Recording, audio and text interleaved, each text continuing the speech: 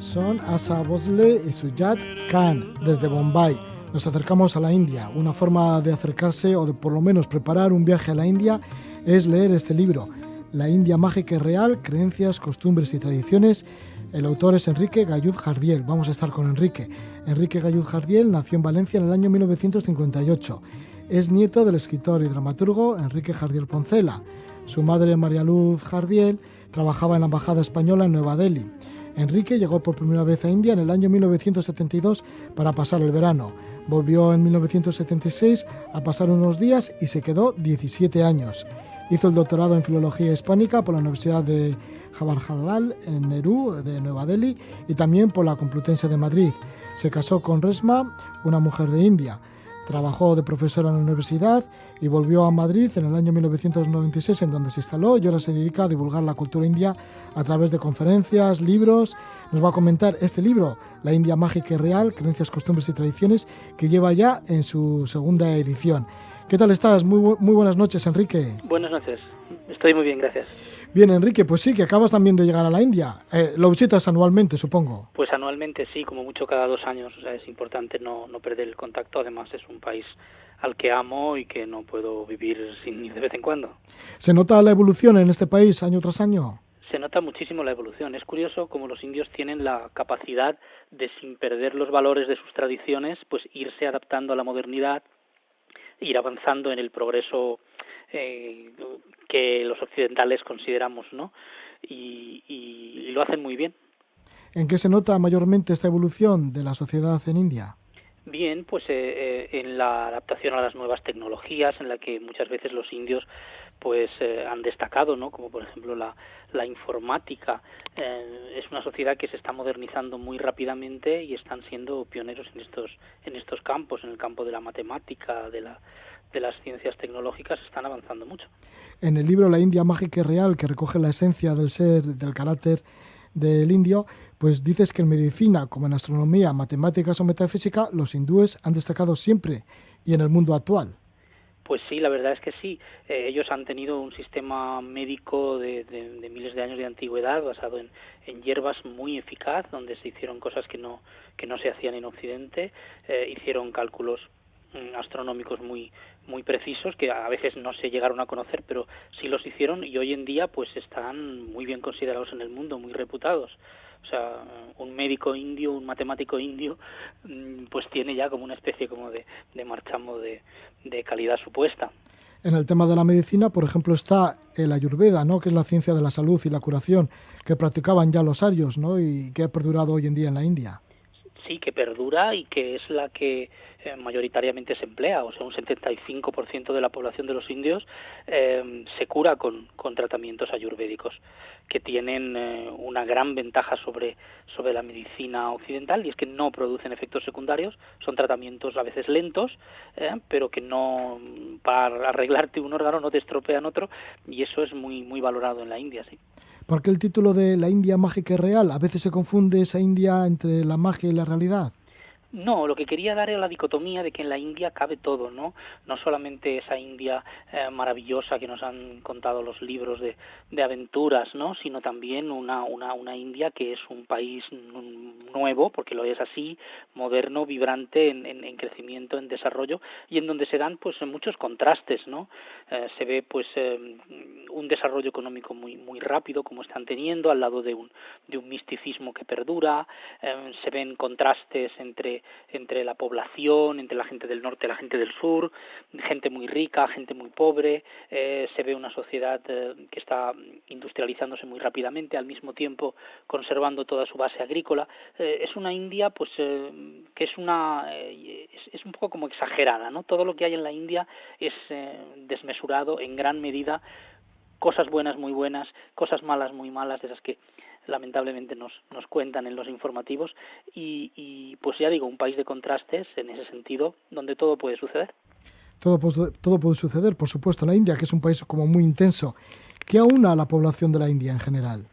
¿Qué une a la población de la India? Pues Sí. fíjate, yo diría que es su manera de entender el mundo, o sea, su filosofía de la vida, porque analizado desde otro punto de vista, los indios y estamos hablando de todo un subcontinente, pues son muy distintos étnicamente, no se parecen en nada. La gente del norte, la gente del sur o los del este son racialmente distintos, tienen lenguas distintas, tienen formas de funcionar, comidas, hábitos, vestimenta distintos, y nunca han sido hasta hace poco un país unificado como tal políticamente. Entonces dices, los indios, sí, pero ¿qué unifica a los indios?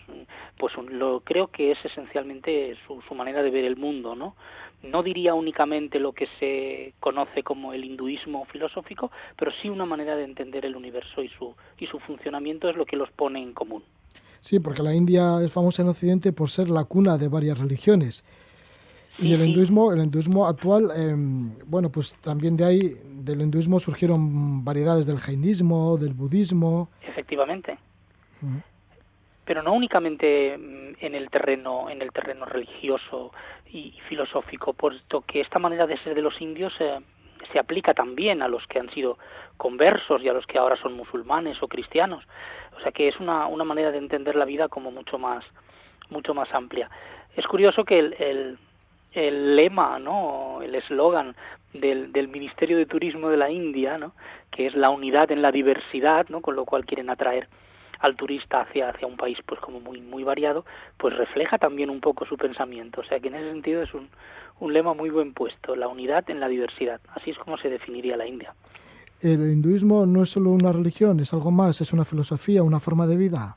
Sí, por supuesto, el hinduismo es una manera de entender el universo, que luego pues tiene como añadido pues unas prácticas de rito, de culto, si quieres, que para las personas de menos calado intelectual, si se quiere, pero que no son en absoluto dogmáticas ni obligatorias ni están estructuradas en ningún lugar. O sea, lo que hace hindúes a los hindúes es una manera de entender el universo, una concepción panteísta de lo que hay, una noción de la ley de causa y efecto, ¿no?, que rige los actos, y una conciencia del deber individual, de lo que una persona debe hacer para avanzar espiritualmente y para estar a bien consigo mismo y con los demás. Y todo lo demás, las prácticas que puede haber, la adoración a las formas de los dioses o los ritos, todo eso es como muy variado, no es importante, no es esencial. O sea que se puede ser hindú sin creer en ningún dios, sin hacer ninguna ofrenda, sin ir a ninguna peregrinación, sin rezar ningún rezo, simplemente considerando el mundo de una manera, ¿no? Es una postura filosófica como el que dice yo soy platónico o soy cartesiano. Sí, ¿qué son los Vedas, estas escrituras sagradas? Los Vedas son una colección de himnos muy antigua, en donde de una manera simbólica y bueno, poética, porque evidentemente son libros escritos en verso, se describe toda esta filosofía de la que estoy hablando. Lo que pasa es que, ya digo, se hace de una manera simbólica, y luego para interpretarlos o para aclararlos y para divulgarlos se escriben las Upanishads, que es una serie de comentarios a los Vedas que los explican y que ponen en forma de bien de diálogo o bien de narración o bien en forma de aforismos todos estos principios filosóficos que están contenidos en estos libros. La palabra Veda significa la ciencia, o sea que diríamos que son los libros de la ciencia, ¿no? Y son muy antiguos, de tradición oral, y se fueron transmitiendo de generación en generación oralmente, ¿no? Había unas familias especializadas en aprender de memoria estos himnos para que no se perdieran, ¿no? Los Upanishads que has nombrado son muy elevados espiritualmente, y eso que datan de hace, bueno, muchísima antigüedad, ¿no? Sí, estamos hablando de libros que empiezan a compilarse en el siglo X antes de Cristo hasta el siglo IV, más o menos, y son libros de una profundidad filosófica muy importante. Son el exponente de la filosofía del Advaita Vedanta, que es como diríamos, la escuela filosófica más importante del hinduismo, y son libros muy perfectos, no solo por la profundidad de su pensamiento, incluso su lengua, la manera en que están redactados ya es muy barroca, ¿no? Y muy complicada y muy precisa. Son libros realmente de gran enseñanza y que han perdurado ahí, no han sido superados por otros libros filosóficos posteriores. Todo lo que se ha hecho ha sido ampliarlos, actualizarlos y hacer comentarios sobre los mismos. En tu libro La India mágica y real señalas que el hindú no es proclive a la envidia y casi no existe el odio de clases, porque las clases es que existen, incluso mucho más que las clases, ¿no? Las castas. Sí, en la India existe un sistema social jerárquico como ha habido en todos otros países. Allí se denominan castas y son como más famosas, ¿no? Pero serían el equivalente a lo que en nuestra cultura occidental pues hemos tenido pues una aristocracia o hemos tenido una clase de siervos de la gleba, ¿verdad? O hemos tenido una clase sacerdotal. A lo que me refería yo con el elemento de la envidia es que el hindú tiene una conciencia muy clara de que todo lo que le acaece es consecuencia de sus propios actos. Entonces, ante la contemplación de una persona que está en condiciones mejores, el hindú no piensa que esa persona es más rica que él, o más sana que él, o más inteligente que él por una casualidad, o por un azar, o por un regalo de los dioses, sino que piensa que se lo ha ganado con sus actos, y de ahí que sean menos propensos a envidiar al otro y más a contentarse con lo que tienen. ¿Esto es el karma, la ley de causa y efecto? Efectivamente, el karma, la ley de causa y efecto, implica que todas tus acciones tienen una consecuencia. Las acciones buenas tienen una consecuencia buena, las malas tienen una consecuencia mala sobre ti. No hay un Dios que por su voluntad te dé un privilegio o te lo quite, ni tampoco estamos en manos del azar, de la casualidad. Entonces, en las cosas buenas que tiene el hombre considera que él se las ha ganado y las cosas malas que le suceden considera que él se las ha causado. Pero como los humanos tenemos esa tendencia a perdonarnos nuestros propios defectos con gran facilidad, pues se genera mucho menos rencor. Es mucho más fácil perdonar algo si consideras que has sido tú el culpable que si consideras que el culpable ha sido otra persona. ¿El indio actual se está olvidando del sistema de castas o se rebela contra este sistema de castas? Por supuesto, no. El indio actual no. Los indios de todas las épocas, algunos indios se han rebelado contra el sistema de castas cuando ha sido más intransigente. Siempre ha habido reformadores y gente que ha mencionado ese principio, ¿no? De que si hay un panteísmo, si todo lo que hay es divino, si todos somos parte del mismo cuerpo divino, pues no puede haber unas superioridades sociales. Pero evidentemente las discriminaciones sociales existen, han existido siempre, ya sea por una base de nacimiento o por una base económica, y hay muchos hindúes que han estado en contra, y en la actualidad lo que sucede es que la modernidad pues hace que los esquemas cambien, ¿no? En Occidente pues puede haber una discriminación, por ejemplo, del aristócrata hacia el que no lo es, o del rico hacia el pobre, es como lo más común en nuestro mundo. En la India podía haber a lo mejor una discriminación de una persona de casta alta, pobre, hacia una persona de casta más baja que fuera más rica. Ahí el nacimiento tenía más importancia que la situación económica.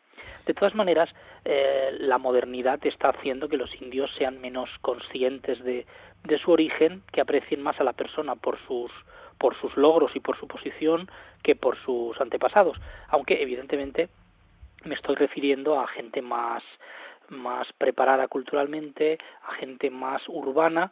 En los pueblos, en las aldeas de la India, que siguen siendo la mayoría del país, pues se siguen conservando, no de una manera tan drástica como antes, pero sí se siguen conservando estas estructuras de casta. ¿Los hindúes no temen a la muerte? Quiero decir, por el tema de la reencarnación en vidas sucesivas. Temen a la muerte de otra manera distinta. Temen a la muerte como podemos temer un gran dolor físico. Si pensamos que la muerte va a ser un dolor físico, como puede asustarnos, pues pensar que podemos tener un accidente de coche o que vamos a someternos a una operación delicada. Lo que le hace diferente la idea es que la noción de que las posibilidades continúan elimina frustración. No es que les quite el miedo al trance físico de la muerte, pero les quita la frustración que podemos tener si pensamos que solo disponemos de una vida y que todo lo que no hayamos hecho en nuestra vida ya nunca vamos a poder tenerlo. El hindú pospone estos deseos y dice, si no he sido feliz o rico o poderoso o lo que fuere en esta vida, pues ya lo seré en otra vida futura, si mis actos son buenos, y de esta manera evita esa frustración, ¿no? De mi vida ha sido un fracaso y no he conseguido lo que quería. Los astros también son importantes para regir la vida de la India. ¿En cuánto inciden los astros en la vida diaria de las gentes de la India? Bueno, inciden bastante puesto que están relacionados con los ritos y con las fiestas también, con ¿no? las actividades, con las fiestas y por supuesto en todos los elementos importantes de la vida de un indio, cuando el nacimiento de un hijo, un matrimonio, incluso cuando se compran una casa o cuando inician una actividad importante, pues consultan con los astrólogos, muchos de ellos, para ver cuál es el momento más propicio. La veracidad de esta tendencia, bueno, pues cada uno puede pensar lo que quiera. Los indios sí están convencidos de que esas cosas tienen su efecto sobre el hombre y son cuidadosos con ello. Enrique, ¿has tenido relación o has conocido de cerca a gurús, ascetas, renunciantes?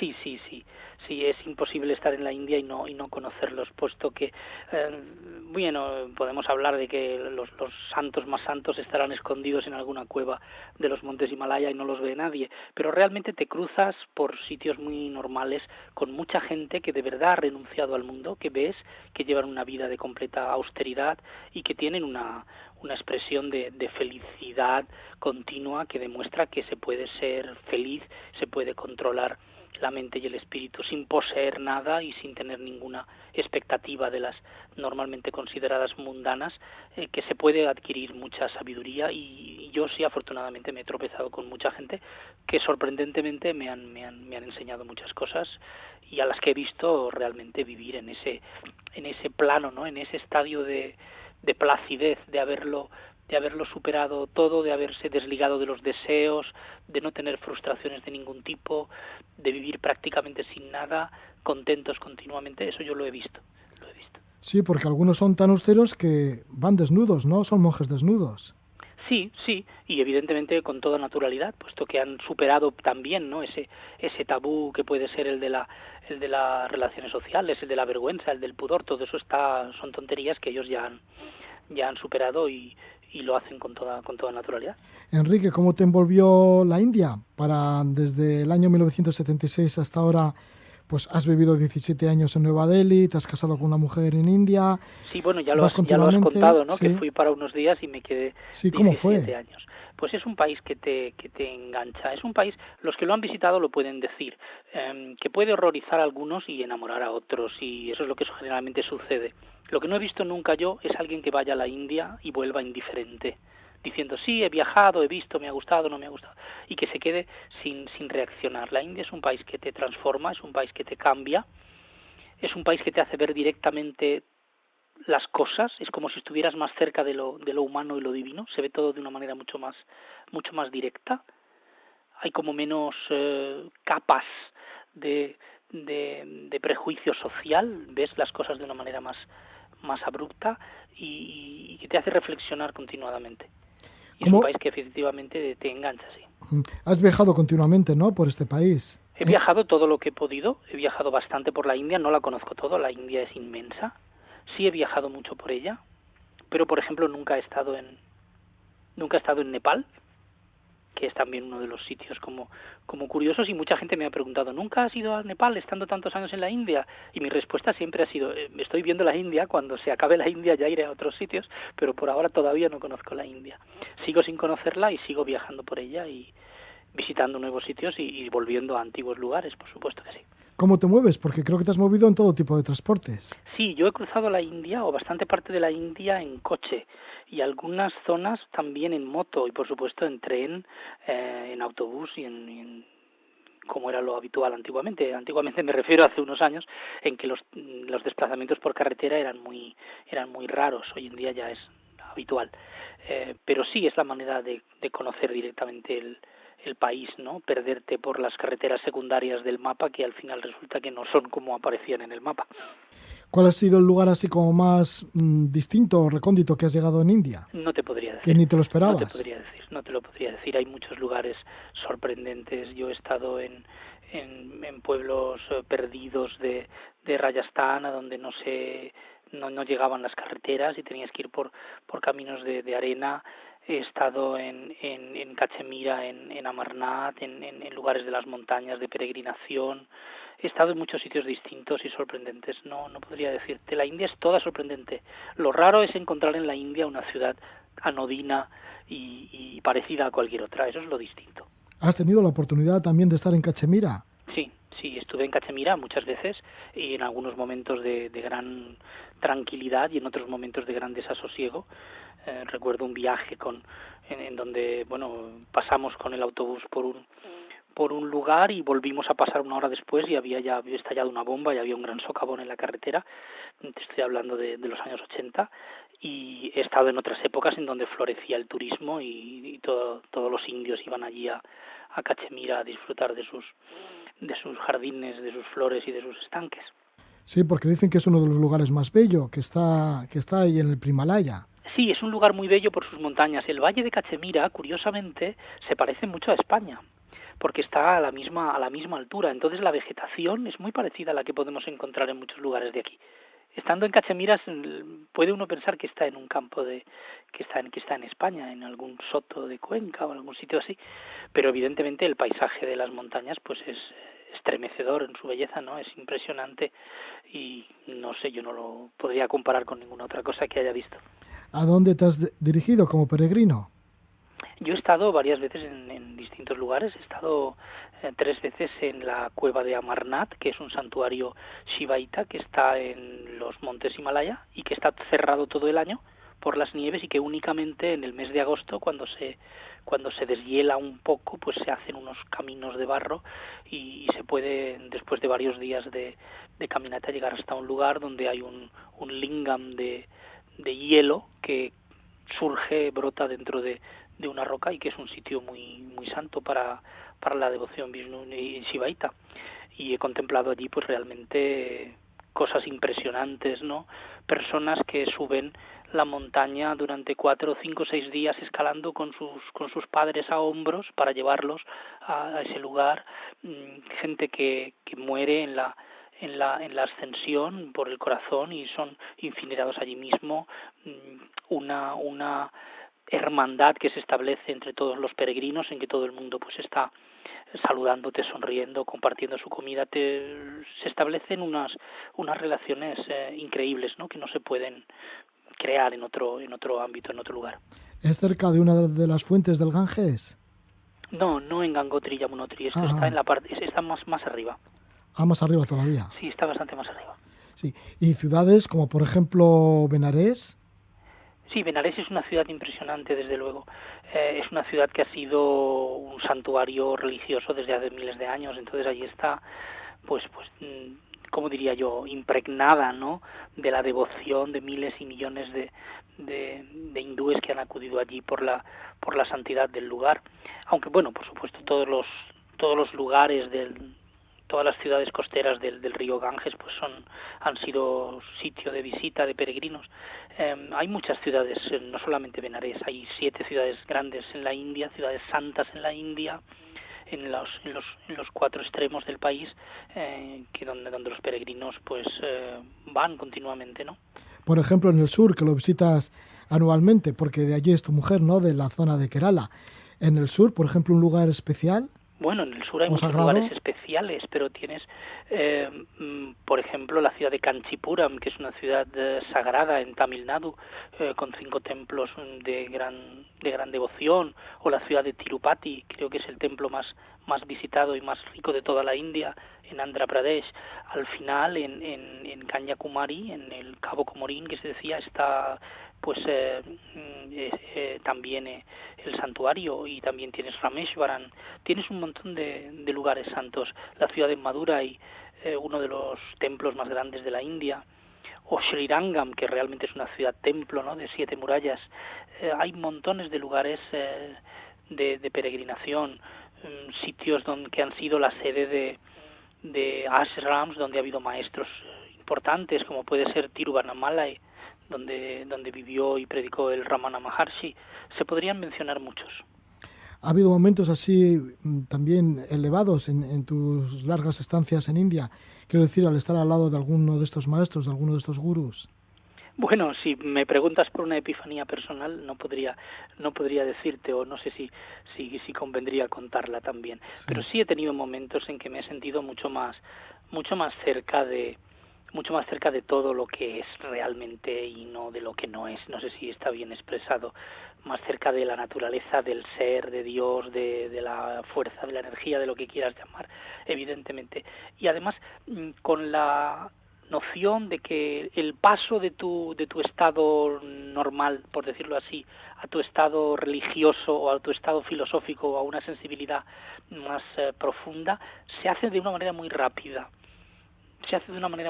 Puedes estar metido en tu tontería cotidiana y de pronto encontrarte con que la persona que está al lado dice algo que enseguida transporta, cambia el registro de lo que estáis haciendo, cambia la conversación, cambia la sensibilidad de lo que percibes y te encuentras en otro mundo completamente distinto.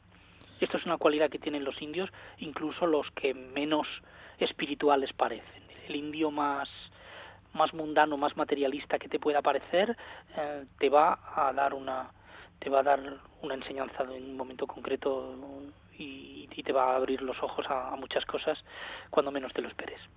Pues ahí está una de las esencias o algunas de estas esencias de la India recogidas en este libro, La India mágica y real, creencias, costumbres y tradiciones. Estamos con su autor, con Enrique Galluz Jardiel. Lo edita Miraguano Ediciones. Muchas gracias, Enrique, por compartir esta noche con nosotros aquí en Levando Anclas. Ha sido un placer.